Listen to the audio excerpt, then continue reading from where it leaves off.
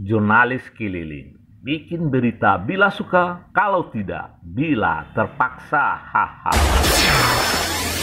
Ratusan jemaah Majelis Taklim memenuhi ruangan lantai 2 Masjid Al-Munawwarah Perumnas Teba Nanggalo menghadiri peringatan 41 tahun milad Majelis Taklim Muslimat Masjid Al-Munawwarah tersebut Minggu 26 November 2023.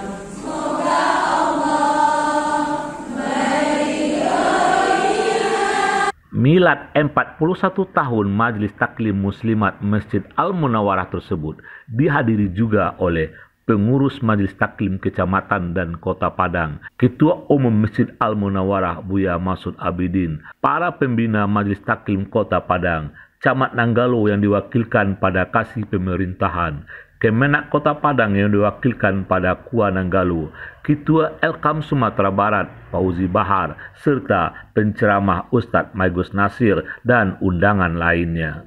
Menurut Ketua Majelis Taklim Muslimat Masjid Al-Munawwarah Perumnas Teba Nanggalo, Martina Yusir, bahwa kegiatan Majelis Taklim Muslimat sejak mulai berdirinya tidak saja mengadakan pengajian, tapi juga menggalang kegiatan sosial, meluncurkan pola bantuan bergulir untuk peningkatan ekonomi para anggota, serta memberikan santunan pada anak-anak yatim sekitar Masjid Al-Munawwarah. Dalam milad 41 Masjid Taklim Al-Munawwarah ini, kira-kira apa saja kegiatan sudah dilakukan ini?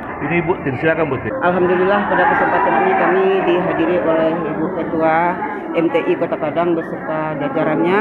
Kami sangat berterima kasih sekali dan bersyukur kepada Allah dengan adanya setiap tahun kami mengadakan milad ini dan mengundang juga anak yatim yang berada di lingkungan kami ini dan juga di luar lingkungan ini khususnya di Sumatera Barat besok yang akan kami kunjungi daerah Payakumbuh, dan kami selalu berbagi untuk anak yatim setiap tahunnya. Itu yang kami lakukan.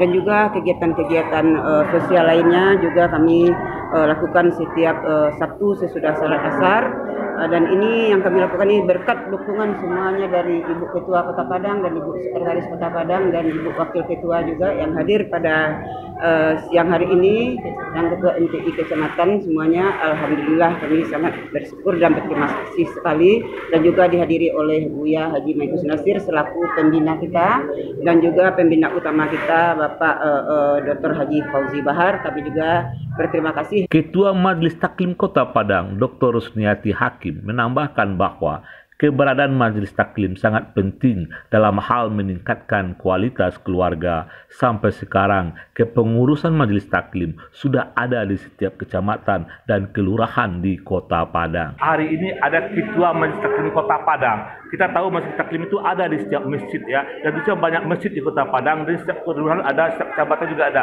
dan di Kota Padang ada ketuanya. Seperti apa kekuatan Majelis Taklim ini saat sekarang ini kekompak ke mereka? Mungkin Ibu Ketua bisa dijelaskan. Assalamualaikum warahmatullahi wabarakatuh.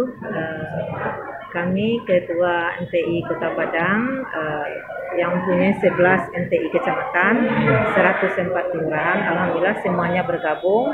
Itu diadakan kegiatan pengajian bulanan seluruh se-Kota Di Padang. 11 kecamatan 11 kepengurusan kecamatan sudah ada. Sudah 2 periode dan 3 periode ya. 11 kecamatan 104 kelurahan. Lebih kurang 949 masjid dan musala. Alhamdulillah. Jadi kemarin dan sejak tahun 2023 ini sudah memenuhi ruangan lantai 2 masjid. Kemarin hadir sekitar 1000 lebih. Alhamdulillah. Bahwa Masjid Taklim itu hanya mengelola ibu-ibu rumah tangga saja. Bagaimana ke depan Masjid Taklim itu merangkul para remaja? Ini kira gimana pendapat Ibu? Lahirnya memang mengelola ibu-ibu, tetapi kami mengadakan kegiatan kerjasama dengan remaja, dengan MDA, ya kan, dengan guru-guru gitu ya. Kemarin kami pernah melakukan